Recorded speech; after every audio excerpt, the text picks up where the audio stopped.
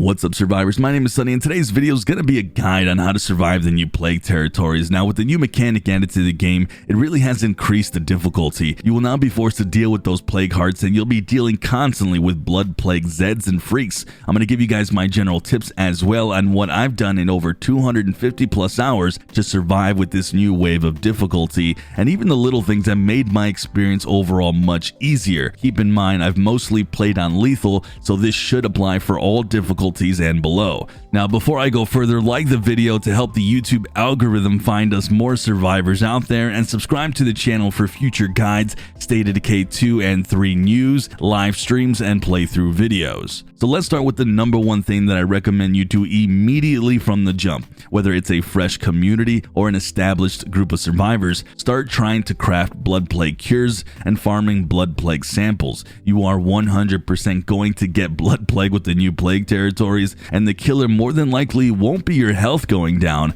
but the infection killing you. The best way to kill these, ironically, is to go to a plague territory and stealth kill as much as you can. Use a crossbow and just farm up if you don't have a stock of blood plague in your stash already. This is what I did for 2 fresh communities right out of the jump, and I at least had 1 cure on me at all times. But if you start to see the infection bar rise while farming, go back and get that down in the infirmary. And that brings me now to my second tip, which is when you actually have those cures farmed up, or at least 1, carry it around with you, either in your inventory or at the minimum keep it nearby in your vehicle. This is a must-have, and I can't tell you how many times I ran to my car to get cured, but keep in mind that even running to get the cure can get you killed. Also, if someone in your community does get blood plague and you have no cures on you at all, that doesn't mean it's over. Simply have them treated in the infirmary, and it pauses the infection, giving you time to grab a cure and heal them.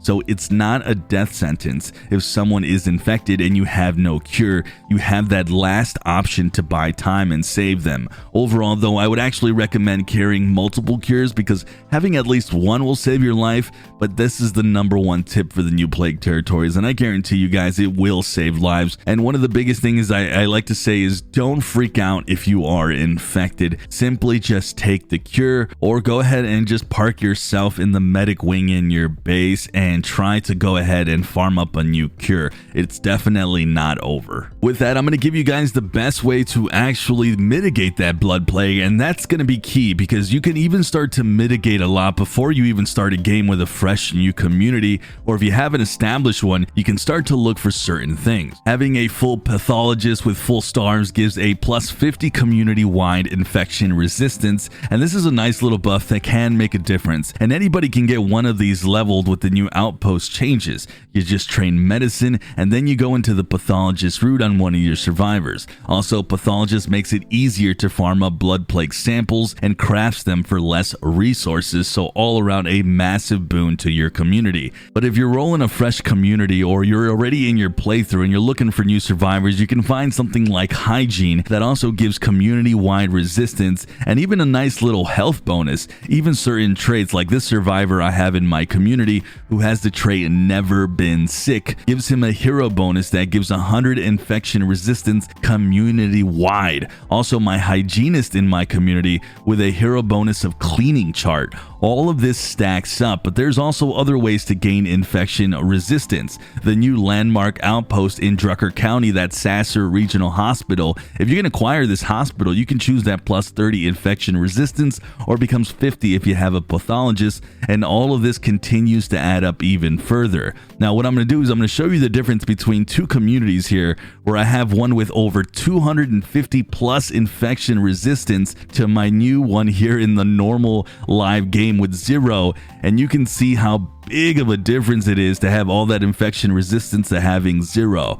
So there is a lot of ways to really stack this up and keep every hit and bite to a minimum. But with that, in general, since there's been new changes to update 25 to things like skills and traits and just other things, I'm going to give you guys a general guide on surviving State of Decay 2, not just the plague territory, but just in general. And one of the biggest game changers and tip would be grab an auto mechanic. The fuel efficiency and even the underrated vehicle stealth that now is community-wide can make a huge difference in your playthrough. Just pulling up near a plague territory because of that stealth portion, because I can't tell you guys how many times I've had to fight off hordes before I even start getting into a new building and I just got out of my car. Not only that, but including all the repairing, of course, that you can do to your car that you have to do when you're playing lethal anyways.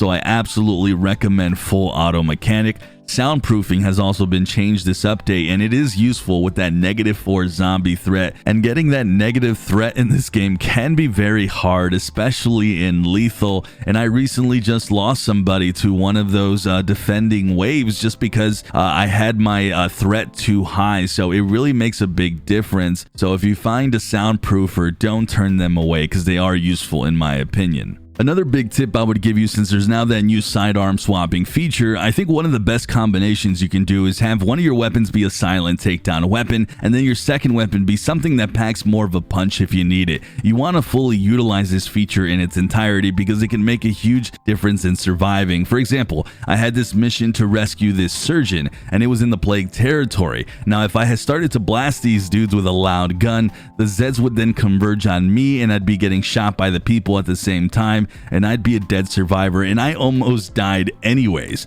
I went silent with my main gun, and then I had a backup revolver ready to go to take down a feral who ended up attacking me after I killed these people to save this surgeon. So you want to plan out your runs and the ways that you approach encounters. So I personally go one silent and then one loud, but it is up to you on how you ultimately use this new sidearm swapping feature. The last thing that I'm going to touch on in this video is the new outpost, and this one's pretty straightforward because outposts now give much more of a particular resource. Now, I would fully utilize this to your advantage in regards to using the outpost in more of a diverse way. So if you get a food outpost to level 3 and it gives 6 food, maybe now that frees up a new outpost or a new building in your base and you no longer need a garden or hydroponics in the outpost, then you can use that free building to also do something different. Maybe you put up a watchtower or whatever your community needs at the time. You want to go ahead and fully utilize these new outposts and the diversity that they now bring. Now, the last thing that I'll say on outposts, because I'm currently not a huge fan of half the landmark outposts, but I do like Drucker, of course, as I mentioned earlier, because of the regional hospital giving that infection resistance. But the other landmark that I think is worth it is in Providence Ridge,